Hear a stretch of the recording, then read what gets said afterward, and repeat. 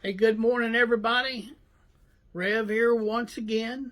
Today is Thursday, January 14th, 2021. I looked 3 times before I did this just to make sure because I got this wrong yesterday. Wednesday, I said it was Tuesday. Uh, but today is Thursday. It is January the 14th. We are a day or two away from being halfway through this first month of January in 2021. I pray and hope that you are safe, that you're well, that you're blessed this morning, that you're staying strong. I hope you're ready to be a witness today. I thank you today for being a part of this devotional time, whenever you may be watching it. But I am glad that you have joined me for this time. I want to read to you today from the book of 1 Corinthians. I'm going to start in chapter 9. I'm going to read verses 25, 26, and 27.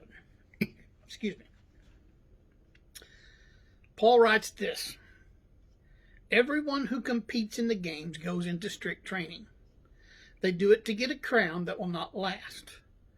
But we do it to get a crown that will last forever. Therefore, I do not run like a man running aimlessly. I do not fight like a man beating the air. No, I beat my body and make it my slave, so that after I have preached to others, I myself will not be disqualified for the prize. This is the word of the Lord. May it bless, convict, encourage, enlighten, and empower its hearers this morning. I'm sure you've probably heard the old adage, no pain, no gain. It's a term normally used by athletes, and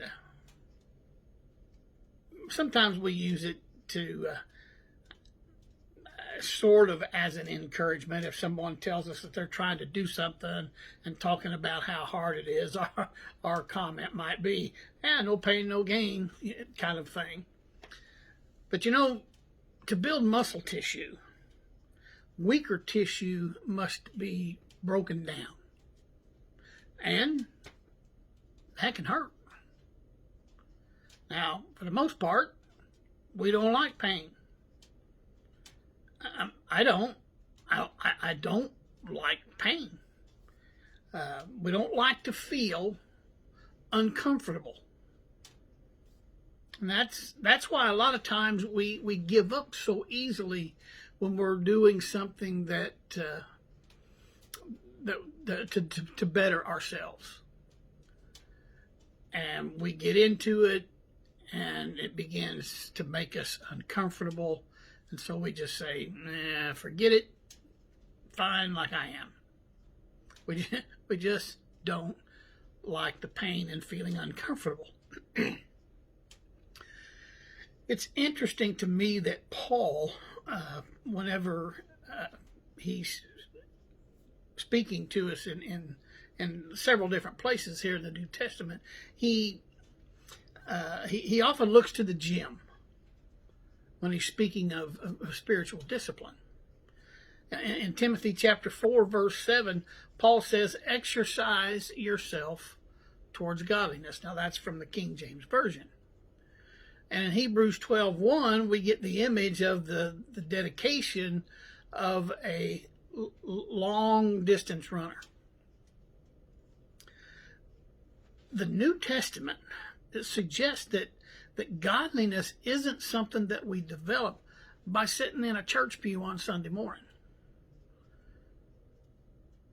I mean, there is something to coming and being fed, but and being fed can strengthen us to continue in our spiritual disciplines to move us more towards godliness.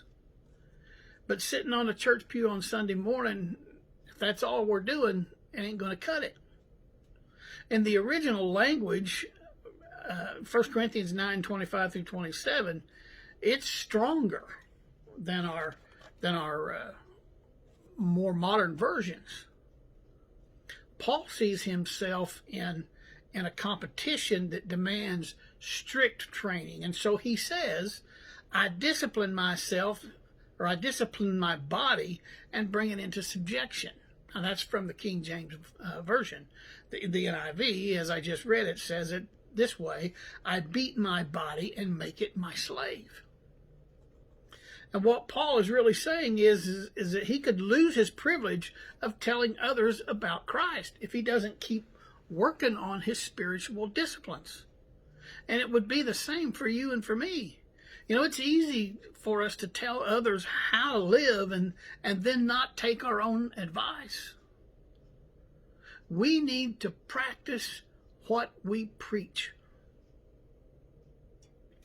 Paul commits himself, as we should, to intense, energetic effort. The spiritual discipline that makes for godliness may cause us some temporary pain, but what tremendous gain there is in the expenditure of spiritual sweat. I'm Pastor Mark. I love you guys. Be safe, be well, be blessed, be strong. Go do something for Jesus. I'll see you tomorrow.